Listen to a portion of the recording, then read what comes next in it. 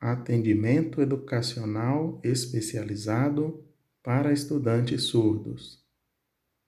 Saberes e reflexões de docentes relacionados ao ensino de português escrito como segunda língua. Autores: Enos Figueiredo de Freitas, Eliane da Silva Brito, Antenor Rita Gomes, José Ricardo Rocha Amorim.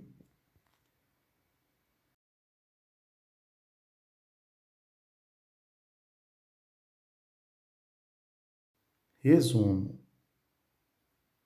o presente artigo objetiva evidenciar as reflexões sobre os desafios do ensino de língua portuguesa na modalidade escrita para alunos surdos que são assistidos pelo Atendimento Educacional Especializado, AEE, ofertado nas salas de recursos multifuncionais em escolas regulares.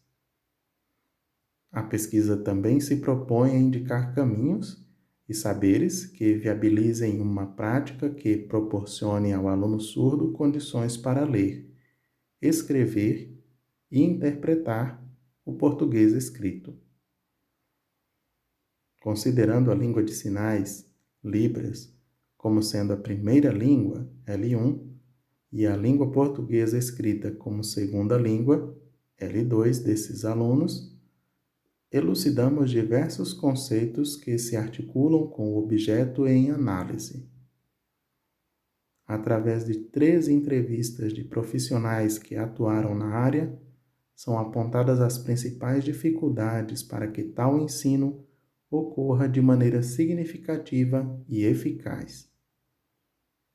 Aliamos às indicações dos docentes, captadas nas entrevistas, os argumentos de autores que afirmam ser possível ao aluno que não ouve apropriar-se da língua portuguesa escrita, desde que o ensino seja pautado em uma metodologia voltada a explorar recursos imagéticos e o campo visual, dentre outras condicionantes relacionadas principalmente à interlocução em Libras.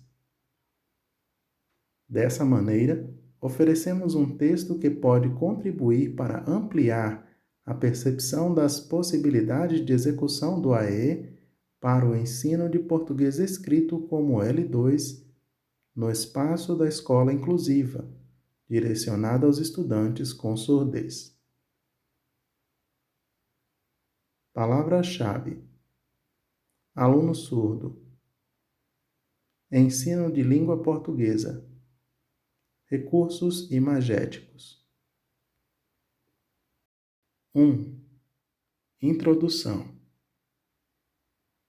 Esta pesquisa concentra-se na oferta de atendimento educacional especializado, AEE, em escolas inclusivas, no tocante ao aspecto de ensino de língua portuguesa escrita como segunda língua, L2, para surdos.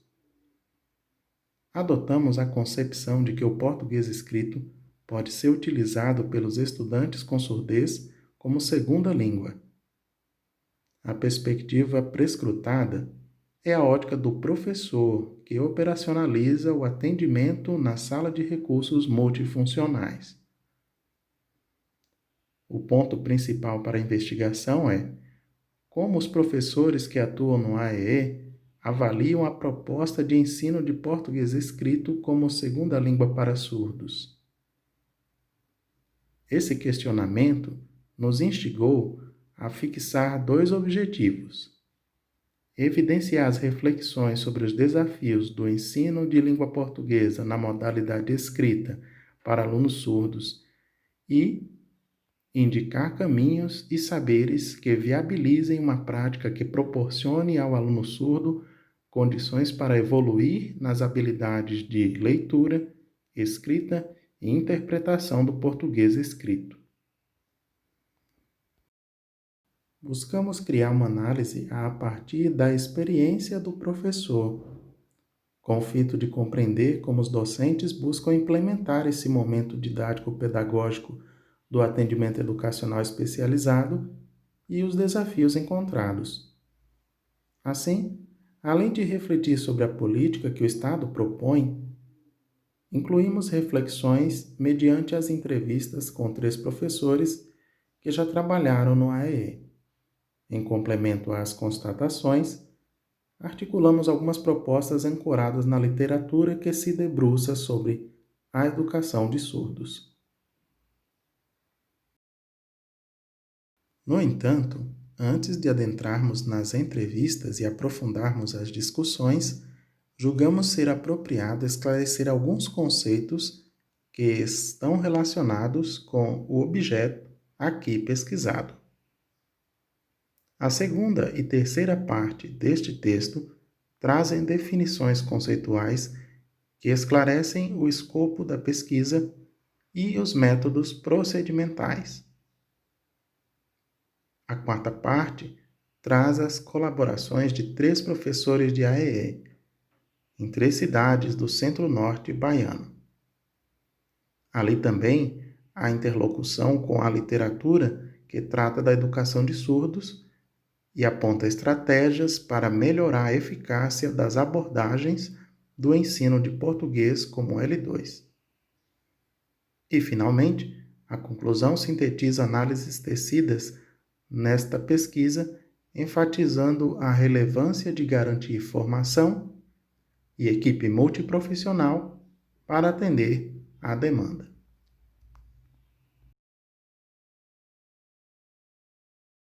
2.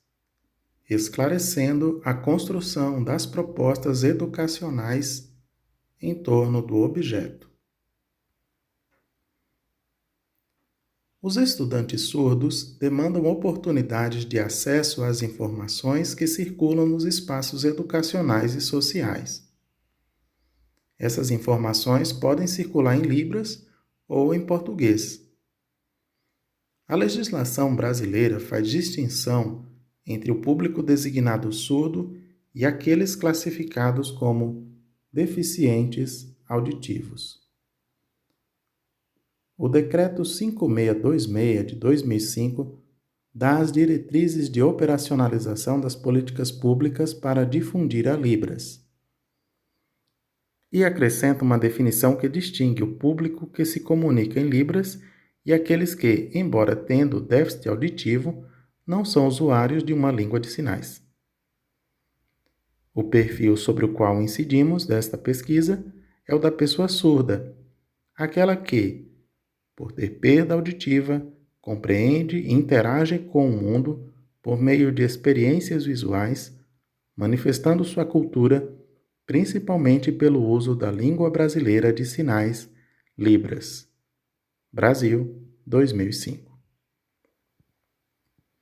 Portanto, não faz parte do escopo que delimitamos a pesquisa os deficientes auditivos, que utilizam outras estratégias para se comunicar.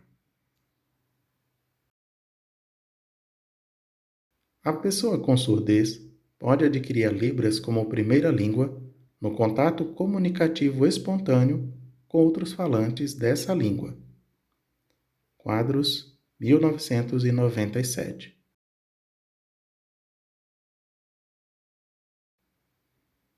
A expressividade verbal da Libras dá-se no espaço à frente do locutor, articulando-se na modalidade corpóreo-visual.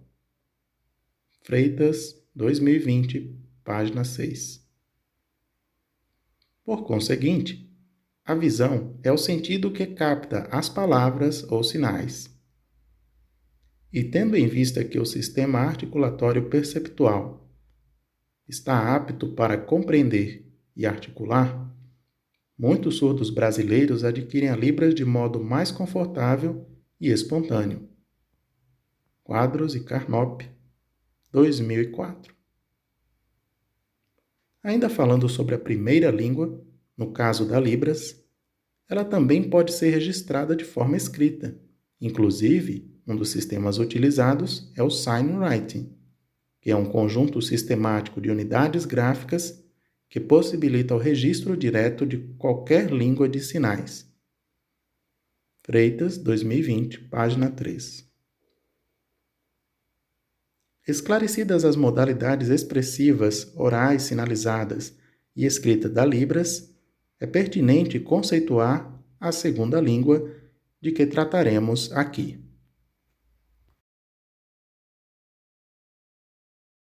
Quanto à língua portuguesa, na sua modalidade escrita, essa constitui-se como uma rota possível para a interação social, visto que muitas informações circulam registradas nesse idioma. Porém, para as pessoas surdas, o português se configura como segunda língua. Nas palavras de Spinacet, 2006, página 6, uma segunda língua é uma não primeira língua, adquirida sob a necessidade de comunicação. E a necessidade de acesso às informações do registro escrito em português se expande à medida que os surdos acessam mensagens escritas, sendo que, muitas vezes, o contato com esse idioma dá-se em ambiente instrucional. Por essa razão, no artigo 15 do Decreto 5626 de 2005, determina que o ensino da modalidade escrita da língua portuguesa como segunda língua para alunos surdos devem ser ministrados em uma perspectiva dialógica, funcional e instrumental. Brasil, 2005.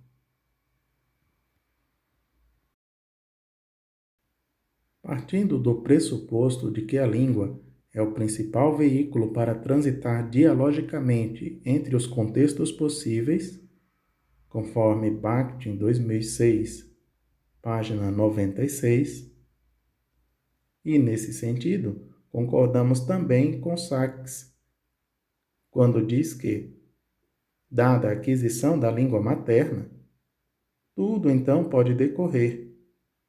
Livre intercurso de pensamento, livre fluxo de informações, aprendizado da leitura e da escrita.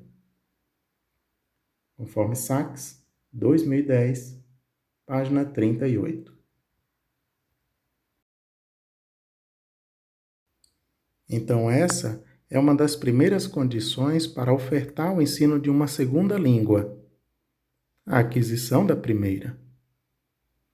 Contudo, para compreendermos sobre o momento e o espaço instituído para a oferta do português escrito como L2 nas escolas, é preciso entender a construção dessa lógica no processo histórico. Não cabe aqui uma análise detalhada, mas é proveitoso rever o panorama que impulsionou a configuração atual do atendimento educacional especializado nas escolas comuns. O paradigma adotado pelas políticas públicas atuais, o de inclusão, trata-se de uma evolução social fomentada por muitos educadores, familiares e alguns estudantes com necessidades educacionais específicas que reivindicavam condições equânimes de acesso aos direitos, incluindo o direito de ter uma educação de qualidade. Antes do paradigma inclusivo, a sociedade global experimentou o modelo da integração.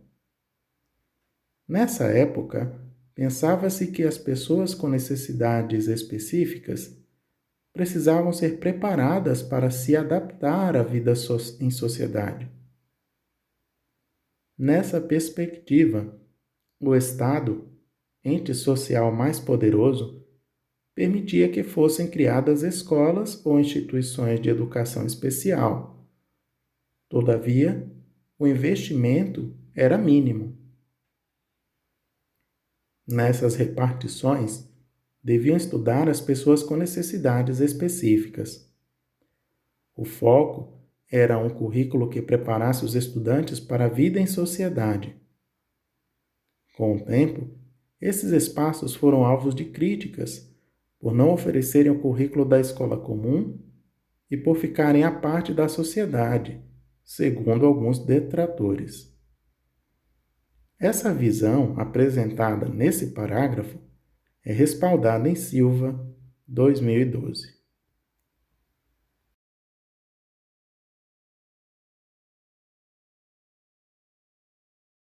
Foi em 1994 que mais de 130 países se consignaram à Declaração de Salamanca, que preconizava que as pessoas com necessidades educacionais especiais deviam ter educação de qualidade, e esta deveria ser ofertada principalmente na escola regular. Salamanca, 1994. Aqui no Brasil, a Lei de Diretrizes e Bases da Educação Nacional determinou que a educação especial deveria ser transversal à educação ofertada na escola regular. Brasil, 1996. Para tanto, seria ofertado o atendimento em turno oposto ao da sala comum. Com portarias publicadas em 2007, as redes municipais aceleraram a criação de salas de recursos multifuncionais, SRM, ou adaptações em centros para proporcionar o atendimento educacional especializado, AEE.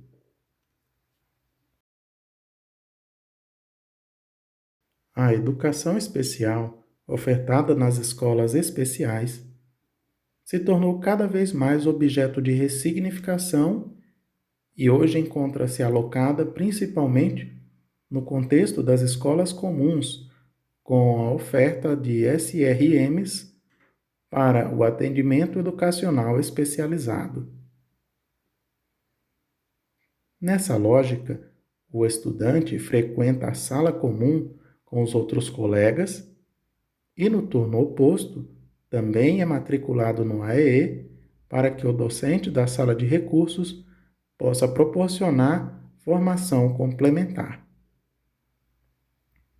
No processo de construção dessa perspectiva, o Ministério da Educação, MEC, emitiu diretrizes para o AEE.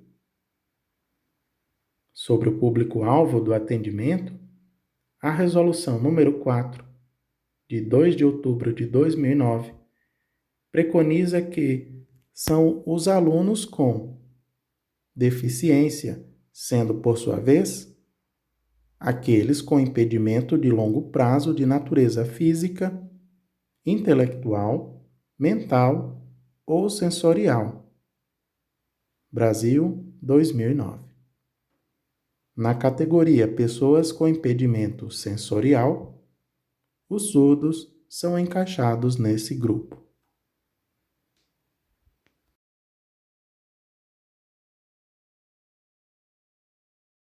Além dos aspectos já destacados, que implicam na oferta do ensino de português escrito como segunda língua, L2, no atendimento educacional especializado, vale destacar ainda mais dois fatores relacionados a quem e como se operacionaliza o AEE.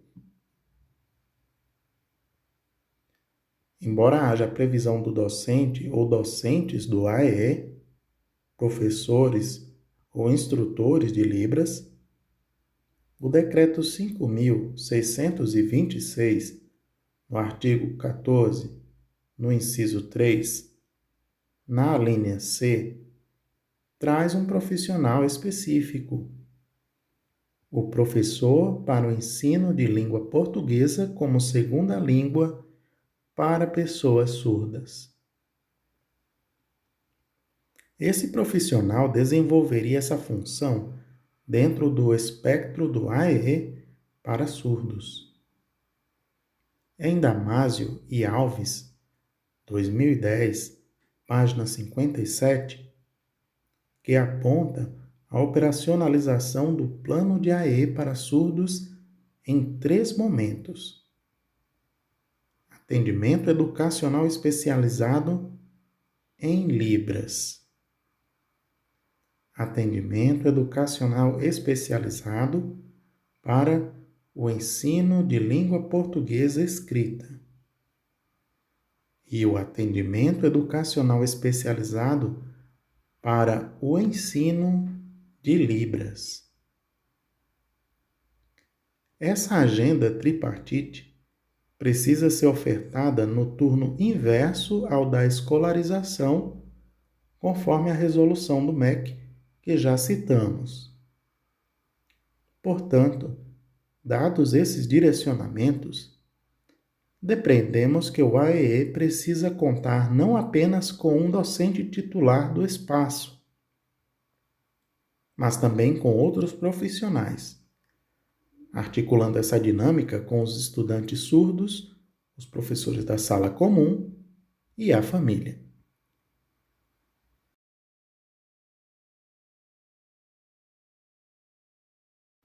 Sobre o andamento da operacionalização da oferta do AE para surdos, ao fazer uma breve pesquisa em 6 páginas do Google Acadêmico, nos deparamos com alguns trabalhos que versam sobre o AE focado no momento de ensino de português como L2. Geralmente, as produções enfocam os 3 momentos didático-pedagógicos de acordo com a política definida para atender aos surdos. Mas podemos dizer que em alguns dos trabalhos há direcionamentos para analisar o ensino de português para surdos. Por exemplo, Brito e Neta, 2017, trazem experiências sobre o ensino de português como L2 em um CAS de Goiás, com aulas ministradas pelas autoras.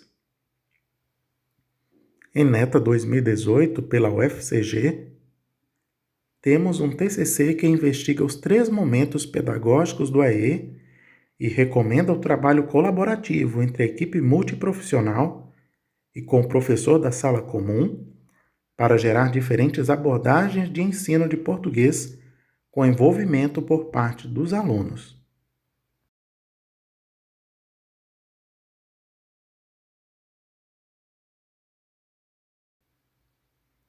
Teixeira e Baalbach, 2014, destacam a elaboração de materiais didáticos para o ensino de português como L2.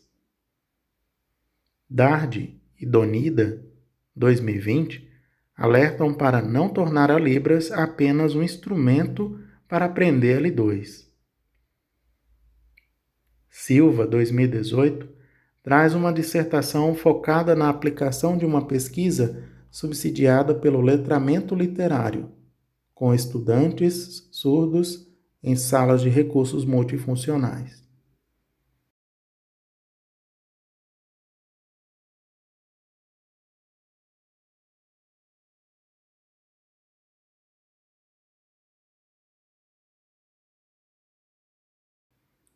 E os autores Silva e Chagas, 2018, apresentam um estado da arte que varia entre pesquisas gerais sobre o AEE e outras focadas no ensino de português escrito como L2. De qualquer modo, esta pesquisa parte da linguística aplicada, que se interessa por uma gama de assuntos como bilinguismo, aquisição de primeira e segunda língua, entre outros, conforme Smith, 1992. E buscamos acrescentar aqui saberes e soluções focados especificamente no momento didático-pedagógico do ensino de português escrito como L2.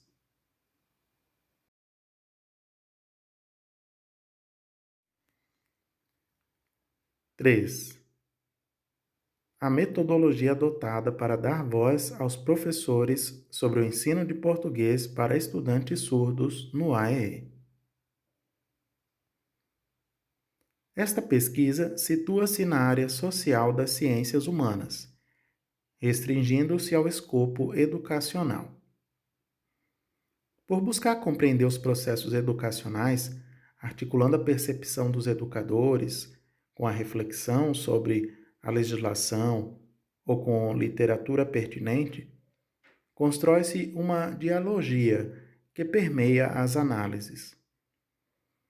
Enquadrando algumas definições desse trabalho, por exemplo, quanto à abordagem, temos um enfoque qualitativo e de natureza aplicada, se direcionarmos a construção para a resolução do desafio do AEE para o ensino de português escrito como L2. Ademais, temos outras características, pois quanto ao objetivo, essa pesquisa é exploratória, do tipo estudo de caso, e quanto ao procedimento, é uma investigação de campo, conforme Silveira, Tolfo, 2009, página 33 a 40. Para a geração de dados, utilizamos mecanismos conhecidos das pesquisas em educação, tais como as entrevistas estruturadas para respostas por escrito e semi-estruturadas para a entrevista presencial.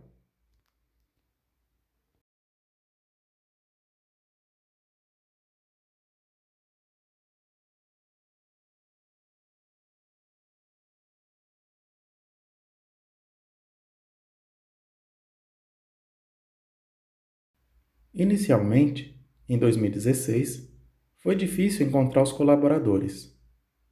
Nas sondagens, mediante conversas informais com algumas instrutoras e professoras que atuam no AEE de Senhor do Bonfim, Bahia, elas mencionaram que a maior parte do seu trabalho se concentrava em ensinar Libras aos surdos que estavam iniciando o contato com a língua, ou então no ensino em Libras, requisitado pelas necessidades dos estudantes em enriquecer a compreensão dos assuntos das disciplinas estudadas na sala comum. Alguns expressaram que o ensino de português, em alguns casos, era ocasional ou pouco viável pela própria condição de não domínio da primeira língua por parte do estudante ou escasseamento do tempo, em virtude das demandas provenientes da sala regular, que requerem complementação curricular em Libras.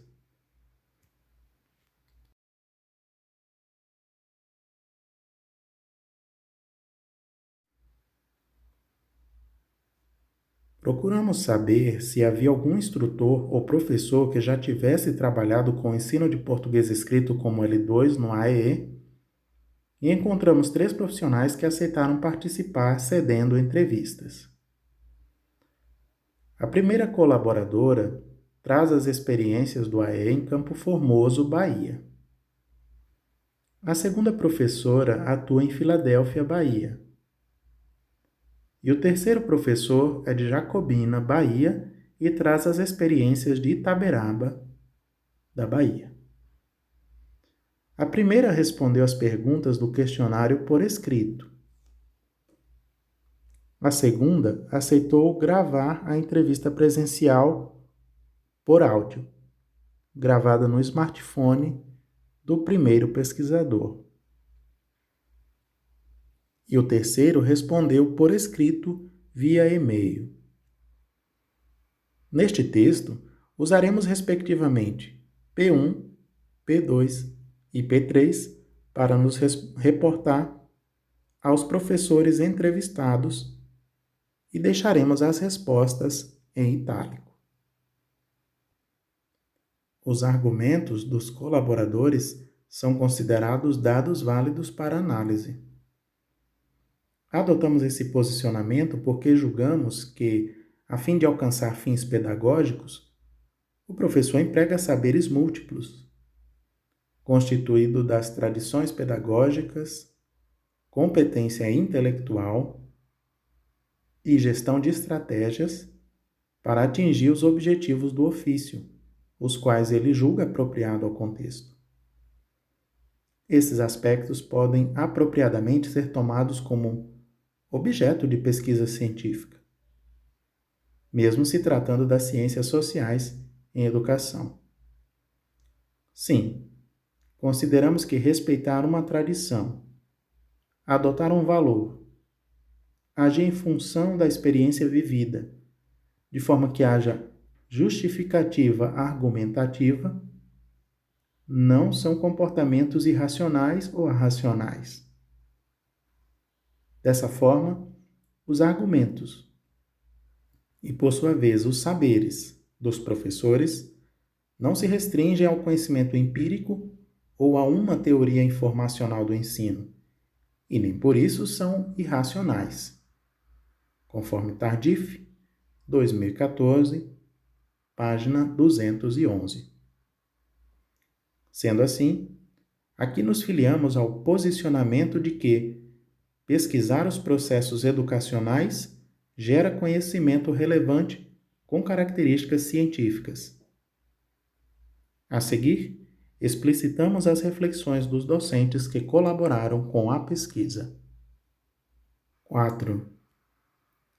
Entendendo como trabalham os professores que atuam no atendimento educacional especializado para estudantes surdos.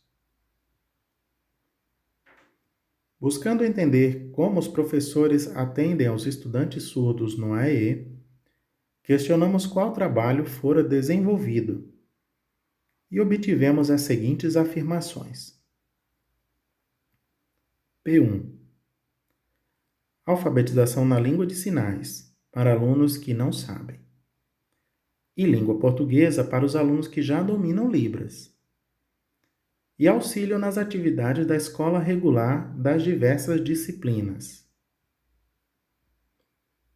P2. Quando a secretária de Educação pediu que eu fosse até as escolas verificar quais surdos tinham, foi com a proposta de ensinar Libras e português. Eram atendidos 5 surdos de idades diferentes, desde o 2º ano até o 5º ano. E tinha 2 momentos de atendimento. Um dia era individual e em outro era coletivo para que eles pudessem se comunicar. A partir da sala de recursos, com certeza ampliou muito o conhecimento em língua de sinais. Quanto à língua portuguesa, eu não tinha formação, mas utilizávamos o dicionário Capovilla. A coordenadora forneceu a coleção Ciranda da Inclusão, que nós tirávamos xerox e confeccionávamos materiais na sala junto com o aluno. P3. Desenvolvi trabalhos de ensino de língua portuguesa como segunda língua para estudantes surdos. O AE em que atuei atendia apenas estudantes surdos da escola onde o AE funcionava, e também estudantes surdos de outras escolas da rede municipal de Itaberaba, Bahia. Neste AE, desenvolvíamos a proposta de ensino bilíngue, onde a Libra se constituía como língua de instrução, e cada professor ficava responsável por mediar um dos momentos didático-pedagógicos do AEE para surdos. No meu caso, eu ficava responsável apenas por ensinar a língua portuguesa como L2 para surdos. Outras 2 professoras ficam responsáveis pelo ensino de Libras e pelo ensino em Libras.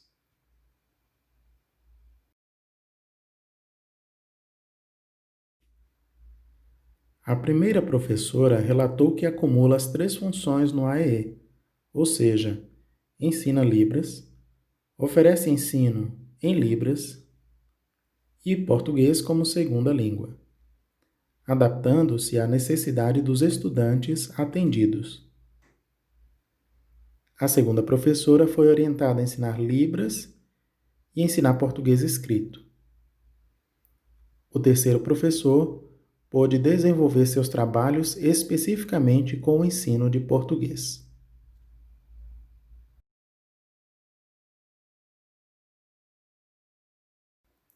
Ainda sobre a rotina de atendimento, a segunda professora esclareceu que usava um dicionário que traz verbetes em Libras e em língua portuguesa, e mediante xerox confeccionavam com o aluno materiais que associavam imagem e escrita de palavras do português.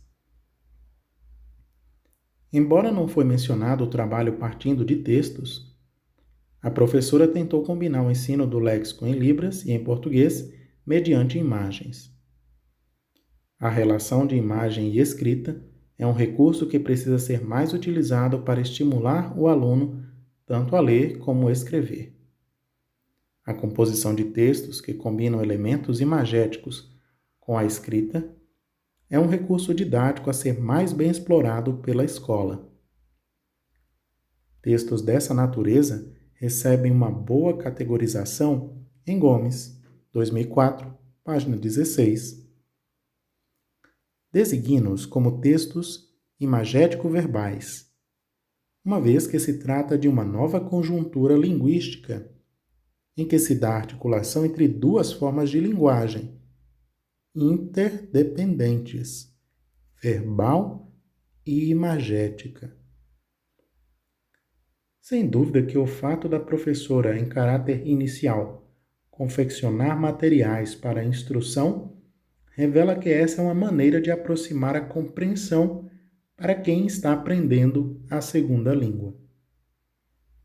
Ao mesmo tempo, aponta-se para disponibilizar mais materiais didáticos que contemplem a dimensão da escrita e imagens no contexto instrucional de português para surdos. O terceiro professor indica que, no seu locus, para cada função, havia um profissional a fim de desenvolver o trabalho e que a sua responsabilidade era especificamente o ensino de português escrito para surdos. A distribuição das atribuições para o AEE é endossada no livro Atendimento Educacional Especializado, Aluno com Surdez, de Damásio e Alves, 2010. É evidente que uma política que favoreça o planejamento e execução do atendimento, encaminhando cada profissional para uma atribuição aplicada, tem de proporcionar aos estudantes melhor acesso ao conhecimento. Ao sobrepor as três funções em um único profissional que atende às diversas necessidades, tende-se a criar uma situação na qual o professor tem menos tempo para se dedicar com precisão nas três esferas exigidas. Buscando ampliar a compreensão sobre os desafios que os docentes enfrentam na implementação do ensino de português no AEE, encaminhamos a questão e obtivemos as seguintes explicações. P1. Por que a língua de sinais possui uma estrutura gramatical totalmente diferente da língua portuguesa? Além disso, os surdos não conhecem os fonemas. Isso dificulta o aprendizado. P2. O tempo foi curto. Na verdade, foi trabalhado 2 anos e, como eles estudavam 2 vezes por semana, recebiam atendimento 2 vezes por semana. Não foi suficiente para eles aprenderem frases, não. Eles aprendiam mais palavras soltas. Nessa época não havia profissionais ou cursos aqui na região que orientassem como devia ser o ensino de língua portuguesa. P3. Uma grande dificuldade é a compreensão que se tem de ensino de língua portuguesa. Muitos docentes que ensinam a língua portuguesa para surdos têm prática de ensino descontextualizadas, que não partem da funcionalidade da língua. Ensinam a língua a partir de exercícios mecânicos de memorização de palavras soltas e isoladas, que não possibilitam aos surdos compreenderem as flexões e os aspectos morfológicos, sintáticos, semânticos e pragmáticos da língua portuguesa. Com isso, muitos surdos não desenvolvem a compreensão polissêmica existente nas palavras em cada situação comunicacional e interacional. O ensino de língua portuguesa para surdos, pautado numa visão mecanicista da língua, dificulta aos surdos se desenvolverem em seus níveis de letramento. tendendo a evidenciarem grandes dificuldades na produção, compreensão e interpretação dos gêneros e das tipologias textuais. Penso que estas dificuldades se relacionam diretamente com a formação inadequada do professor que atua com surdos no AEE e também com a ausência de recursos diversos, tais como os portadores textuais e demais recursos tecnológicos digitais.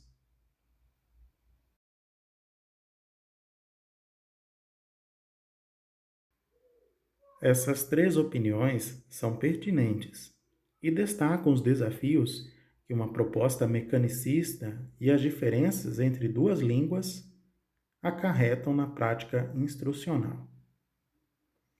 A distância entre os troncos linguísticos, orais auditivos e viso-gestuais, refletida nas estruturas sintáticas diferenciadas, é trazida à tona pela primeira professora.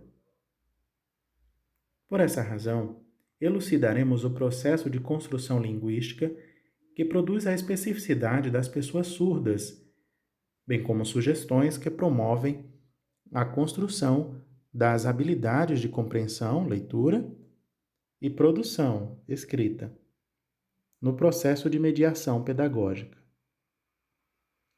O que propomos aproxima as distâncias entre as duas línguas, Libras e português, seja por ampliar a compreensão, seja por aclarar possíveis soluções.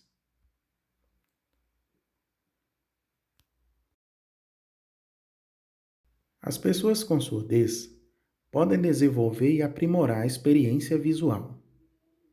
Trata-se de um modo de apreensão e interação com o mundo mediado pela visão. Dessa condição da pessoa surda emanam as produções linguísticas, artísticas, científicas e as relações sociais são visuais. Quadros 2003, página 93. A visão integra a vivência da pessoa com surdez, impregnando a sua cognição e algumas manifestações culturais. As mesmas autoras explicam: a experiência é visual desde o ponto de vista físico. Os encontros, as festas, as histórias, as casas, os equipamentos, até o ponto de vista mental. A língua, os sonhos, os pensamentos, as ideias. Certamente que essa experiência visual que as pessoas surdas constroem é uma característica que influencia a produção linguística em sua forma e no seu conteúdo. Para tanto, é preciso entender que a forma da língua se organizar leva em conta elementos que não são primordiais para a produção sonora. A articulação sinalizada, de natureza espaço-visual, influencia o enunciador a expressar as palavras sinais enquanto signos, como que por meio de imagens, compondo cenas que exploram a simultaneidade e consecutividade. Todavia, esses elementos não costumam receber a mesma ênfase em línguas fonoarticuladas, conforme Lacerda, Santos, Caetano, 2013.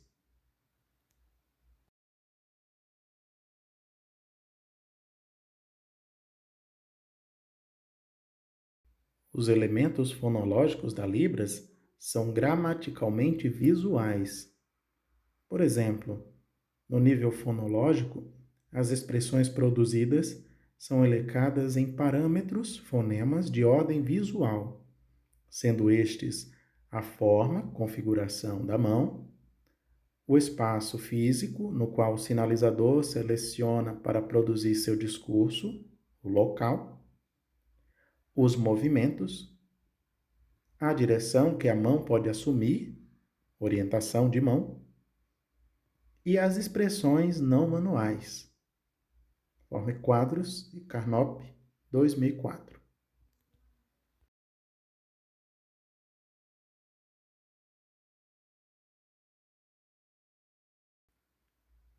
Para além do nível fonológico, as sentenças tendem a se organizar mediante a harmonia dos aspectos visuais. Por essa razão, no nível sintático, em vários momentos, a estrutura frasal da Libras não ocorrerá em paridade, termo a termo, na mesma ordem, com a língua portuguesa. Ou seja, se a língua tem uma base de referência espaço visual e não sonora e linear, ela vai se organizar de forma simultânea aos fatores visuais. Portanto, devido à influência da sequência visual na percepção, elementos espaciais e marcas não manuais que interagem com a concordância verbal implicam na organização do pensamento em parte das estruturas oracionais em Libras, que muitas vezes são expressadas na ordem objeto, sujeito e verbo. Conforme Rodrigues, Valente, 2011, página 116, e Freitas, 2018, página 13. Até aqui, já ficou claro que a visualidade influencia a estrutura frasal, a ordenação sintática. Contudo, muitos ainda ficam em dúvida quanto a se é possível letrar um surdo em língua portuguesa devido à base sonora, sendo que o surdo acessa precariamente o som ou não acessa.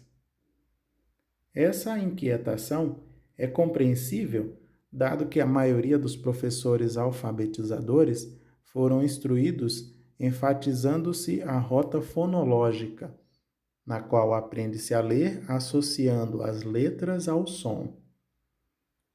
Embora a rota fonológica seja uma estratégia a mais para se reconhecer as palavras, ela não é a única forma de se aprender a ler.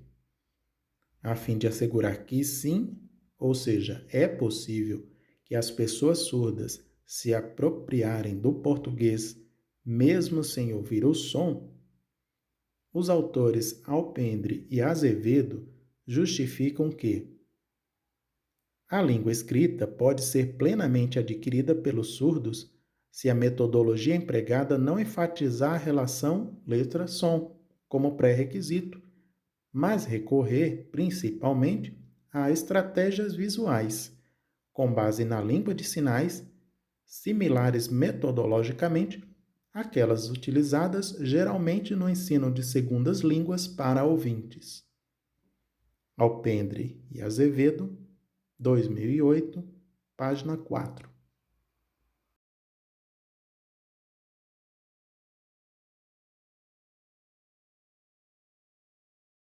O reconhecimento das palavras sem conhecer o som é possível, de acordo com as estratégias visuais utilizadas no ensino de segundas línguas. Os mesmos autores ampliam a boa notícia, é que também é possível aprender a ler pela rota léxica, esclarecendo que, no caso dos surdos, a leitura não vai ocorrer pela vinculação letra-som, em função da impossibilidade ou dificuldade de audição dos sons, mas pelo reconhecimento visual das palavras, proporcionando o acesso direto da palavra escrita à memória semântica sem recorrer à decifração.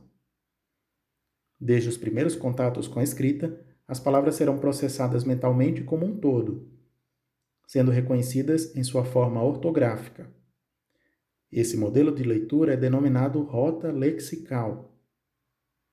Assim, as palavras serão fotografadas e memorizadas no dicionário mental se a elas corresponder alguma significação, ocorrendo a leitura. Alpendre e Azevedo, 2008, página 16.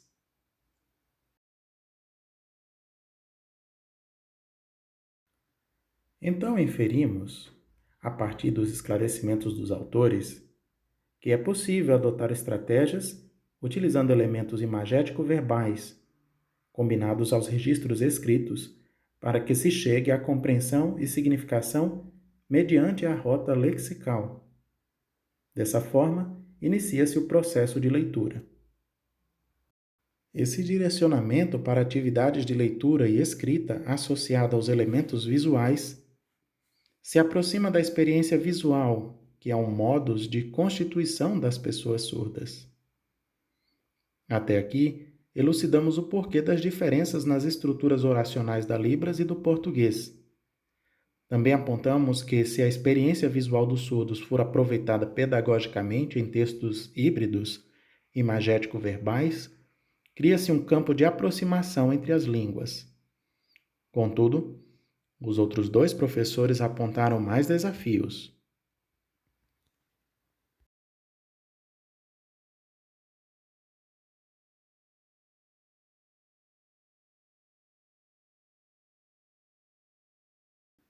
A segunda professora expressou a preocupação com o tempo exíguo.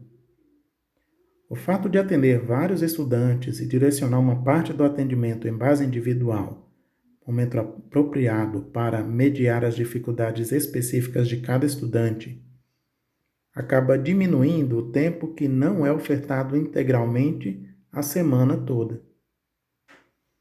Esse fator indica a necessidade de mais profissionais para atender estudantes surdos em cada sala de recursos. Não se trata de inaptidão dos professores, mas de uma lógica que demanda por um quadro multiprofissional que precisa estar disponível ao estudante.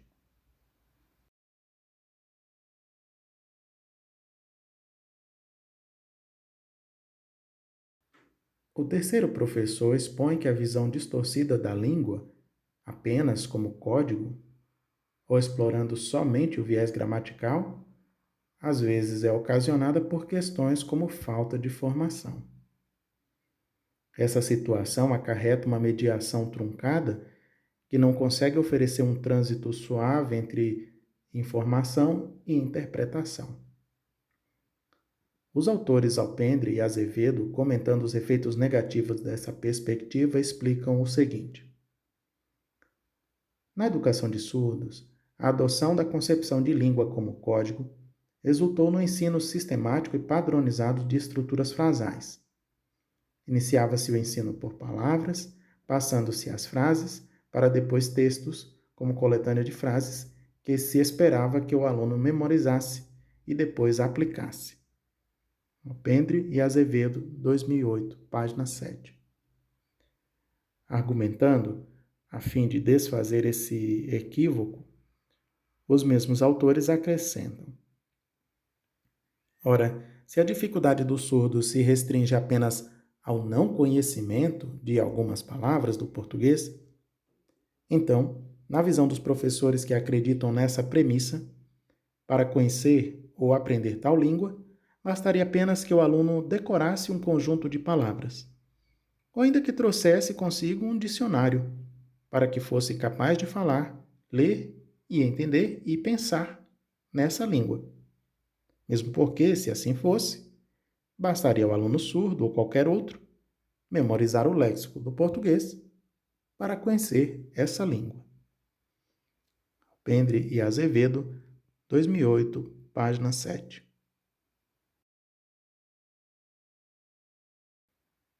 Alinhando-nos ao que os autores explicaram anteriormente, enfatizamos a importância da formação inicial e continuada. Formação em letras vernáculas traz um arcabouço de conhecimento basilar para que o professor possa selecionar, organizar e oferecer ao discente roteiro de leitura, textos diversos que, somados aos recursos imagéticos verbais, instigam a compreensão leitora e a produção escrita. Esse domínio pode aproximar bastante a compreensão da L2 se conjugado às estratégias de ensino de português como segunda língua. A formação continuada também permite ao professor entender e até aprender a Libras para transitar melhor entre as duas línguas. Quando o professor é bilíngue, ou seja, tem formação em língua portuguesa e em língua brasileira de sinais, os resultados podem ser mais consistentes. Essas competências permitem explorar temáticas textuais com o estudante, fazendo comparações entre as línguas ou tirando dúvidas em relação à estrutura da segunda língua. Entendemos que é necessário dar esclarecimento ao estudante, utilizando momentos para explicitar as diferenças entre Libras e português. Explicitar as semelhanças e contrastes demandam um domínio profissional das duas línguas para, em alguns momentos, proceder às análises contrastivas. Estamos nos filiando aqui à proposta de criação de mecanismos espontâneos de comparação de contraste, que deverão ser potencializados e transformados em reflexão contrastiva explícita. Capilla e Reed, 2009, página 129. Algumas das atividades a serem propostas devem permitir ao discente perceber as semelhanças e diferenças entre as duas línguas e motivá-la a construir gradualmente significados cada vez mais consistentes na segunda língua.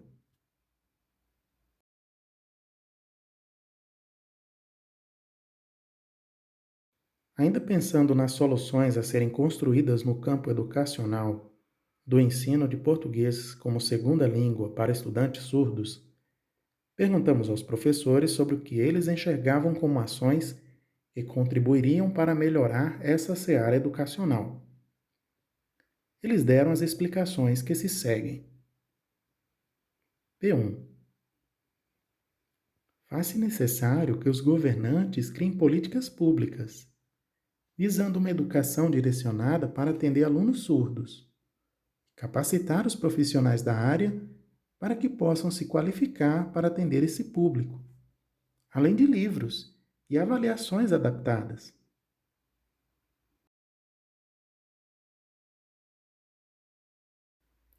P2. Acho que nos cursos de psicopedagogia e pós-graduação, acho que é necessário trabalhar mais para entender as estruturas das línguas. Aqui na cidade temos cerca de 30 psicopedagogos e eles não estão preparados. Também, do meu ponto de vista, assim como os alunos estão na sala regular 5 dias por semana, acho que eles também deveriam estar na sala de recursos. 2 dias é limitado, curto demais.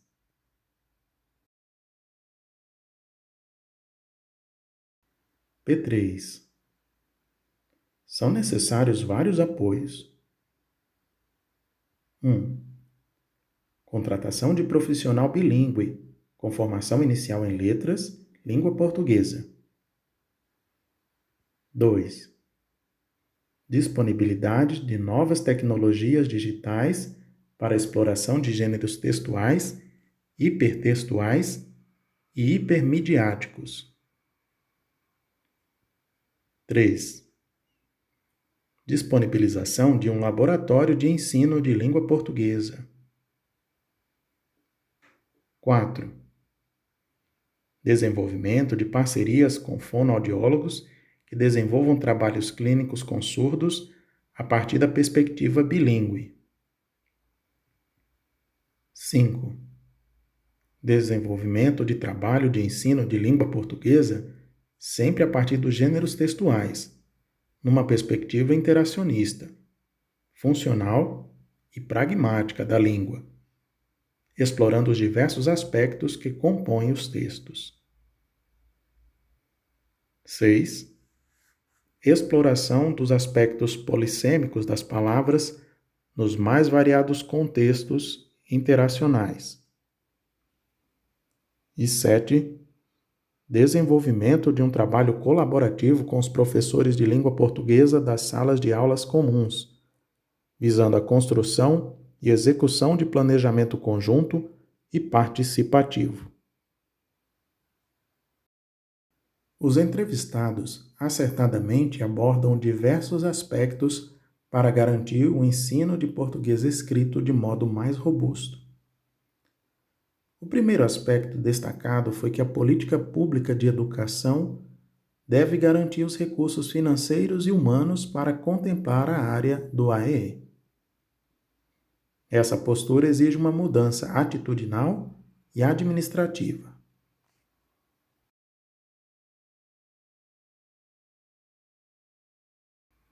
A formação dos professores nos aspectos pedagógicos e linguísticos e que sejam bilíngues poderão ministrar um atendimento com mais qualidade. Mas, visto que essa formação é mais difícil de conseguir, algumas pesquisas apontam que no momento do atendimento, 2 professores poderiam se combinar para oferecer um atendimento colaborativo ou co-ensino, no qual o professor de português e o professor de Libras, por exemplo, poderiam atender aos estudantes surdos numa aula que proporcionasse a apropriação do assunto em pauta. Conforme Mendes, Vilaronga e Zerbato, 2018, página 45.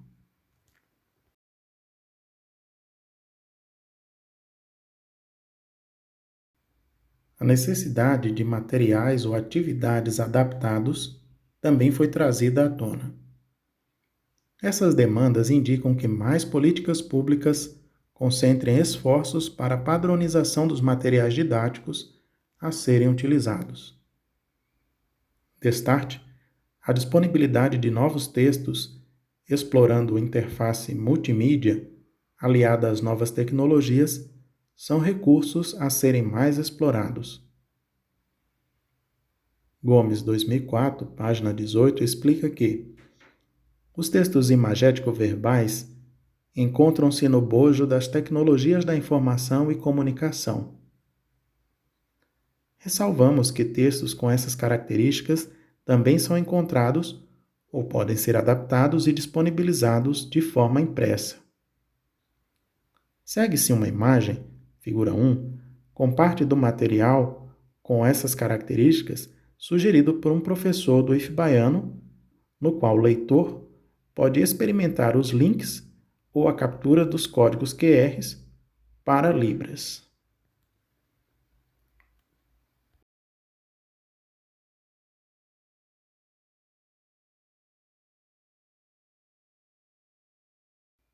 Figura 1. Texto com recursos imagéticos e de acessibilidade em português e em Libras. O tema do texto é Como conseguir o primeiro emprego sem experiência. Logo abaixo, há uma imagem com candidatos sendo selecionados. Em seguida, há 2 parágrafos, precedidos cada um de um subtítulo. Do lado esquerdo, em cada parágrafo temos uma imagem retratando a situação que o parágrafo está descrevendo, também um QR Code e um link para que o leitor possa acessar e ver o conteúdo do texto em português e em Libras.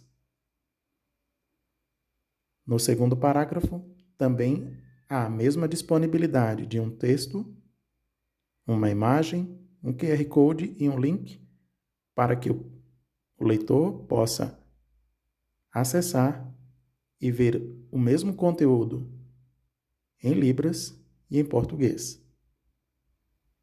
Fonte: Acervo dos autores, freepik.com e Letícia Moraes, 2019 e 2020.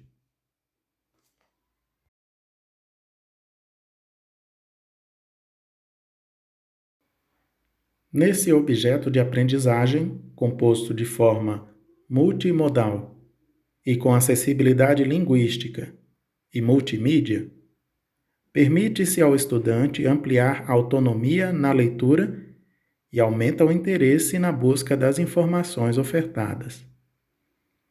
Esse formato enfatiza a potencialidade das tecnologias digitais para tornar o texto mais didático ou atraente, que, hibridizado com elementos imagéticos e bilíngues, visam induzir o estudante a explorar a leitura e a compreensão do texto.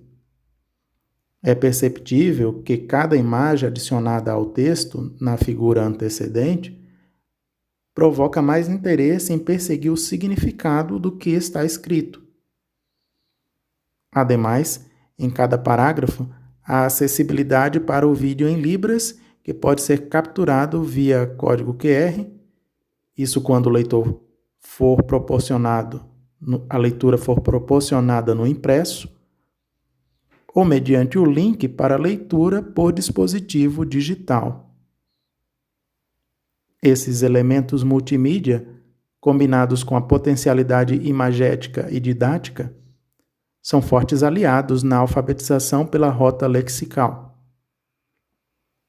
Conforme orientam as autoras Lacerda, Santos e Caetano, 2013, página 188, um elemento imagético poderia ser um material útil à apresentação de um tema ou conteúdo pelos professores.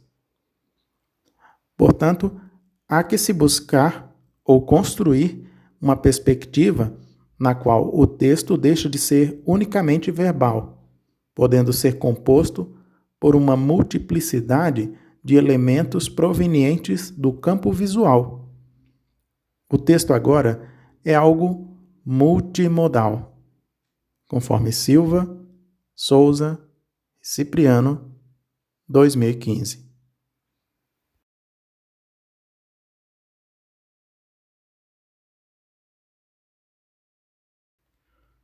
O uso de textos com composição multimodal, especialmente utilizando as imagens como elementos instigadores da competência de compreensão e interpretação, encontra auspícios na literatura do ensino de português como L2 ou como língua estrangeira.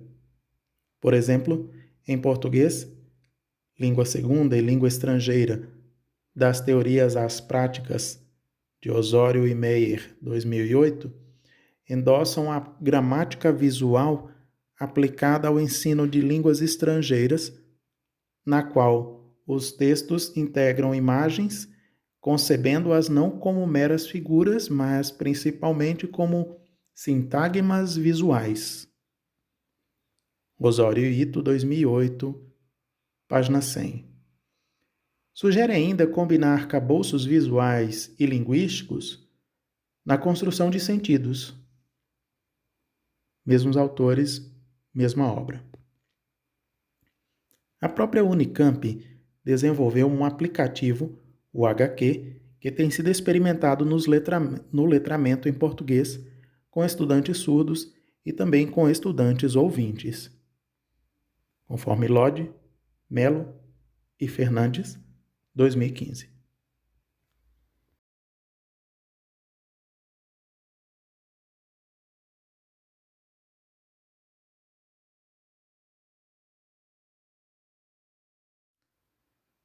Sendo assim, é preciso que professores entendam que aprender a língua portuguesa é uma jornada que o estudante surdo poderá empreender pela rota lexical.